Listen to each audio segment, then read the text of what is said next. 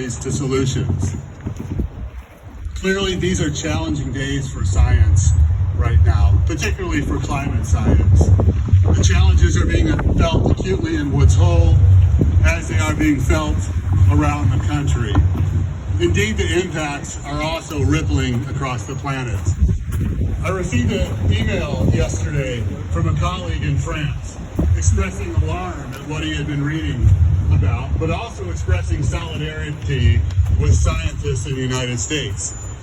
He asked if I had heard of Stand Up for Science, saying that he was attending a rally in France today.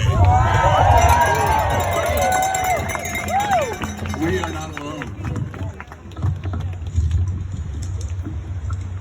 He went on to say that his employer, CNRS, the National Center for Scientific Research in France, was exploring ways that they might be able to host outstanding scientists who are being let go by the U.S. government. Again, we are not alone.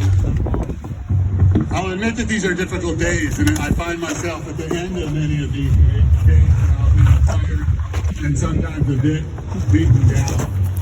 But I wake up each morning energized, motivated, and fired up to do everything I can for this cause of science.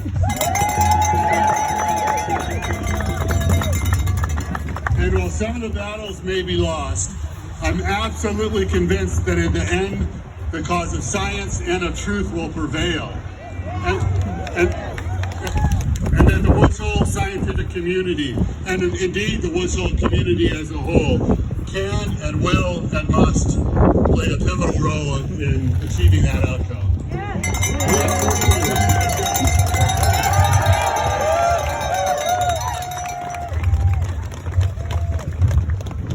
Thanks, Max.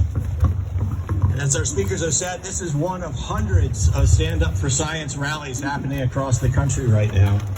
Probably the windiest. But we would particularly like to thank Representative Bill Keating for joining this particular Stand Up for Science.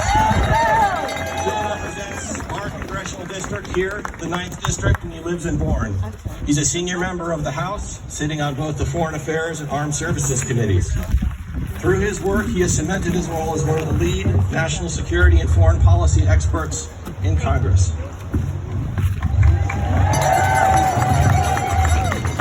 Well, thank you. I'm pleased to be here with Representative Moakley. And as I look around here today, I notice everyone is dressed warmly. You've got coats and hats on and scarves. Maybe that's because you got up in the morning and saw the weather forecast, and science told you how to dress. Science affects every aspect of our lives. We're here not just